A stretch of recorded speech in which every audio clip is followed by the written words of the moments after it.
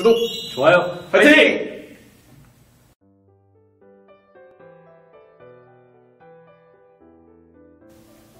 안녕하세요. 저는 롯데건설 해외영업본부 2부문에서 일하고 있는 손준호 사원입니다. 네, 안녕하십니까. 저는 해영업 1부문에서 근무하고 있는 남효근 대리입니다. 네, 일단 저희 해영업 본부는 해영업 1부문, 그 다음에 2부문, 그 다음에 해외주택 영업 부문으로 나눠져 있습니다. 그래서 1부문 같은 경우는 이제 건축 사업을 담당으로 하고 있고요. 그 다음에 2부문은 토목, 그 다음에 주택 영업 본부는 주택 개발 사업 이렇게 진행을 하고 있습니다. 그래서 저는 1부문에 소속이 돼 있어가지고요. 그 건축 도급 사업과 그 다음에 개발 사업, 그 다음에 그룹에서 진행을 하고 있는 그룹 사업 이렇게 담당을 하고 있습니다. 저는 말씀해주신 대로 이 부문은 토목을 담당하고 있습니다. 이제 발주처가 이제 시공사를 선정하는 그런 도급 사업을 맡아서 베트남 그리고 또 이제 신시장 이런 거 여러 가지 이제 프로젝트를 검토하고 입찰 준비를 하고 있습니다. 네, 저는 입사 과정에 일단 좀 어려움을 겪었던 걸로 기억하는데요. 건설 시장에 대해서 많이 몰랐어요. 그래서 이제 가장 중점적으로 뒀던 게 적어도 건설직에서 이제 종사하고 계시는 면접관님과 대화가 통해야 되니까 건설 용어를 좀 많이 공부했어요. 그래서 건설 신문이라든지 뭐 그런 것들 정말 많거든요. 생각보다 사람들은 잘 안 보지만. 그래서 용어들 공부하고 또 건설 시장이 어떻게 우리나라에서 발전해왔고 또 제가 해외영업 직무다 보니까 우리나라의 건설 시장이 또 롯데건설의 해외 시장이 어떻게 발전되었는지 그런 걸 좀 가장 우선적으로 많이 공부했던 것 같아요.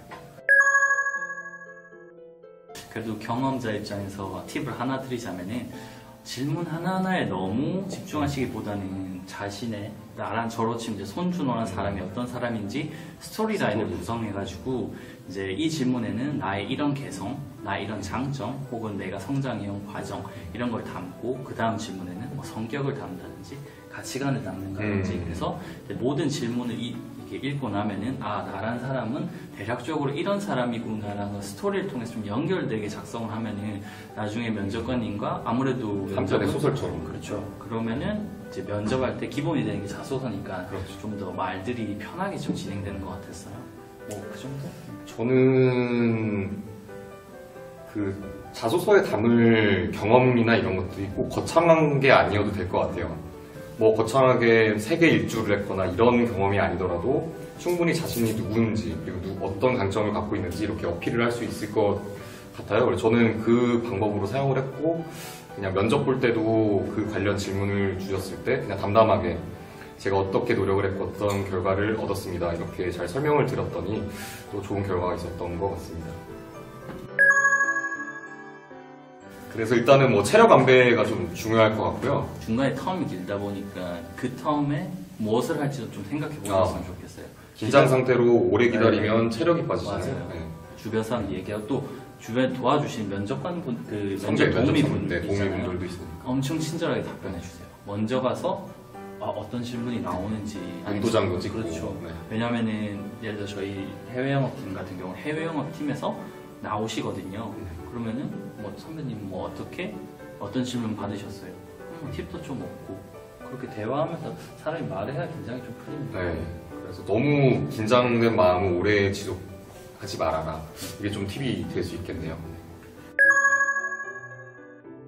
임원 면접 당시에 부도덕한 행동을 한 적이 없었는지 삶을 지내면서 과연 도덕적으로 살아왔는지 이렇게 물으셔서 도덕적으로 잘못된 행동을 한 건 없어서 그래도 나름 도덕적으로 살아온 것 같습니다 하니까 뭐 대학교 때 수업 빼먹은 적은 없느냐 그런 적도 한 번 없어 라고 되물으시더라고요. 또 사실 다들 한 번씩은 수업 빼먹잖아요. 그렇죠. 저 같은 경우 좀 많이 빼먹기도 했고요.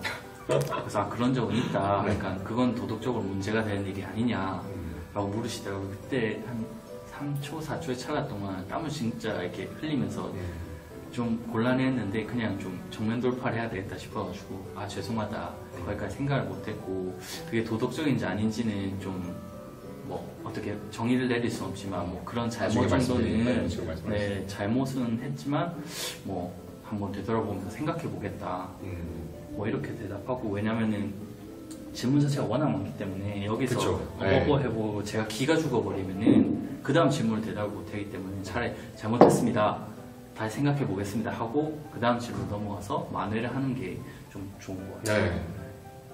저는 한 벌써 3년 정도 된 것 같은데 그때 받았던 질문은 우리 롯데건설에 대해서 알고 있는 거를 말해봐라 이런 식으로 질문을 좀 크게 주셨어요. 저도 사실 그 면접을 준비할 때 회사에 대한 공부를 좀 많이 해가지고 그 해외에 어떤 프로젝트들이 있고 지금 진행 상황은 이렇게 진행되고 있다까지를 말씀을 드렸더니 그 면접관 봐주셨던 분이 나보다 많이 알고 있네 이런 피드백을 주셨었어요. 그래서 제가 볼 때는 그 회사에 대해서 좀 깊게 아는 것도 그 회사에 대한 관심이고 어떻게 노력을 했다 이렇게 어필을 할 수 있는 그런 포인트가 될 수 있어서 그래서 회사에 대해서도 뭐 어떤 사업을 하고 있고 뭐 중점적으로 하고 있는 건 뭐다 정도는 스터디를 하고 가시는 걸 좀 추천드리고 싶습니다. 저도 면접할 때 제일 오래 얘기했던 게 의외로 뭐 인턴도 하고 많이 했지만 의외로 대학교 때는 팀플이었거든요. 사실 팀플 누구나 하잖아요. 누구나 근데 그거 관련해서 생각보다 엄청 깊게 들어갔어요. 주제는 뭐였는지, 어려움을 어떻게 극복했는지 좀 뻔하지만 그걸 좀 디테일하게 계속 물어보시더라고요. 그러니까 작은 것도 충분히 생각이 담아낸다면 큰 의미가 있을 수 있을 것 같아요. 토론 면접이 다시 기억에 남는 게 이제 9명이 들어가고 면접관님이 거의 터치를 안 하세요. 그러니까 시간이 있고 주제를 던져주면은 지원자들끼리 아예 뭐라고 해야 되죠? 이제 중재가 아닌 어떤 사회? 네, 협의체 같이 그렇죠. 만들어서 약간 뭔가 이렇게 문제를 막 해결해야 될 것 같이 이렇게 토론을 맞아요. 하는 그런 시스템. 네. 거기서도 당연히 제일 중요한 게 어떤 건지 모르겠어요. 자기 주장도 중요하고 창의적인 아이디어도 중요하겠지만 경청. 네, 협업하는 그 네. 모습이 중요한 것 같아요. 그래서 아까 말씀하신 대로 9명 중에 4명이 붙으셨잖아요. 네네네. 저희도 그 안에서 한 4명? 3명인가? 동기들이 그 안에 결국 합격한 동기가 2명 더 있었어요. 다 같이 잘 된다. 네, 좀 다 같이 잘 돼서 왜냐면 너무 한쪽으로 안 기울어지게 예를 들어 조금 아무래도 말을 조금 못 하신 분들은 저희가 이제 조금 더 의견도 얘기해달라 물어보고. 궁금하다 그런 것들이 뭐 좀 같이 하는 모습 결국엔 다 같이 좋자고 하는 거지 그러니까 경쟁이긴 하지만 그렇죠. 그래도 그런 모습을 보여주는 게 좀 좋았던 것 같아요. 네. 일단은 업무 자체가 뭐 비즈니스 언어로 영어가 공용어다 보니까 해외에서 진행되는 프로젝트는 그 발주처가 한국 업체가 아니라면, 그러니까 그 시행사가 뭐 한국 업체가 아니라면 뭐 영어로 진행되는 부분이 많습니다. 그래서 주로 계약서를 검토하거나 뭐 커뮤니케이션 할 때 유선으로 하거나 무선으로 그 메일로 하거나 뭐 그럴 때 좀 많이 쓰는 것 같고요. 저는 사실 그렇게 영어를 잘하는 편은 아닌데 영어가 일단은 필수인 상황이고 잘하면 잘할수록 좋다. 제 의견은 네, 맞아요. 그렇습니다. 또 딱 잘하면 잘할수록 좋다라는 게 딱 들어맞는 것 같은 게 자기가 편해요. 왜냐면 모든 문서가 대내 문서를 제외하고는 다 영어인 경우가 다반사이기 때문에 자기가 잘하면은 효율도 빨리 늘고 이제 업무 시간도 단축시킬 수가 있죠. 그래서 좀 중요한 것 같아요. 아무래도 해외 영어 부분이니까 저는 좀 약간 처음에 좀 힘들었던 게 사실 뭐 일반적인 영어 같은 경우는 많이 접할 수가 있는데 이렇게 비즈니스 영어를 구사를 하고 뭐 건설 영어를 구사를 하는 게 처음에 좀 생소했거든요. 근데 뭐 시간이 지나고 업무를 하다 보면은 충분히 익힐 수 있는 부분이기 때문에 너무 걱정은 안 하셔도 될 것 같습니다. 네. 저도 이제 처음에 와서 놀랬던 게 부장님들의 영문 메일이 너무 멋진 거예요. 그러니까 제 말은 배울 기회가 있어요. 그리고 다 가르쳐 주시거든요. 비즈니스 메일이 이래야 된다 하는데 정말 잘 쓰세요. 또 이제 뭐 아까 말씀하셨던 것처럼 이제 해외 바이어나 발주처와 통화를 할 때도 많이 배워요. 그래서 지금 조금 부족하다고 해도 노력으로 또 메꿀 수 있는 실전에서 배울 수 있기 때문에 그런 노력할 의지만 있다면 충분히 극복할 수 있는 그런 네, 뭐 해외 파견의 기회가 있으면 뭐 매일 쓸 수 있는 기회가 생기는 거니까요. 그렇죠. 매일매일 이제 업무를 진행하면서 뭐 갈고 닦을 수 있으니까. 한번 해외 영업에 이제 꿈이 있으시다면은 조금 영어 실력이 부족하더라도 한번 도전해 보셔도 좋을 것 같습니다. 저는 가장 좋았던 게 저는 어려서부터 농구하는 걸 굉장히 좋아했는데요.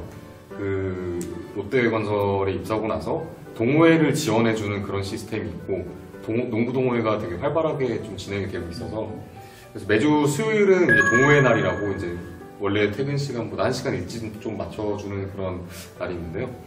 그때마다 이제 그 동호회 사람들과 모여서 농구를 하고 그리고 다른 부서 사람들하고 근데 교류도 하고 이럴 수 있다는 게 저는 굉장히 좋은 장점이라고 생각합니다. 저는 가장 좋았던 점이기도 하지만 좀 가장 놀랐던 점이 생각보다 엄청 좀 자유로운 분위기죠. 좀 건설사라서 그렇죠. 이제 걱정을 많이 했죠. 아무래도 좀 남성적인 이미지가 많으니까요. 군대 문화 이런 네. 이미지. 근데 전혀 안 그렇다고 네, 맞아요. 말하기는 제가 대표해서 말하기는 그렇지만 걱정 안 하셔도 될 것 같아요. 엄청 자유롭고 또 수평적인 분위기가 많이 정착되고 있는 것 같아요. 또 개중에서 아무래도 해외 영업은 해외에서 뭐 근무를 하시거나 공부를 하신 분들이 많아서인지 좀 더 자유로운 느낌? 그게 저희가 가지는 해외 영업만의 장점이기도 한 것 같아요. 사실 저희 롯데건설이 이제 해외로 더 팽창을 하고 싶고 나가고 싶어 하는 마음이 아직도 간절히 하고 있고 굉장히 노력을 많이 하고 있습니다. 이 향후에 있을 더 좋은 시기를 위해서 에너지를 응축시켰다가 또 꼭 우리 회사에서 좀 만났으면 좋겠습니다. 여러분 같은 인재들이 필요하다는 거. 저는 네. 정말 사실이죠. 네. 여러분이 저희와 함께 또 주인공이 될 수 있는 젊은 피가 신선한 피가 같이 저희 들어왔으면 사무실에서 좋겠습니다. 같이 인사할 수 있는 그날이 올 때까지 저희 그럼 화이팅 한번 할까요? 네. 하나 둘 셋 롯데건설 해외 영업 화이팅!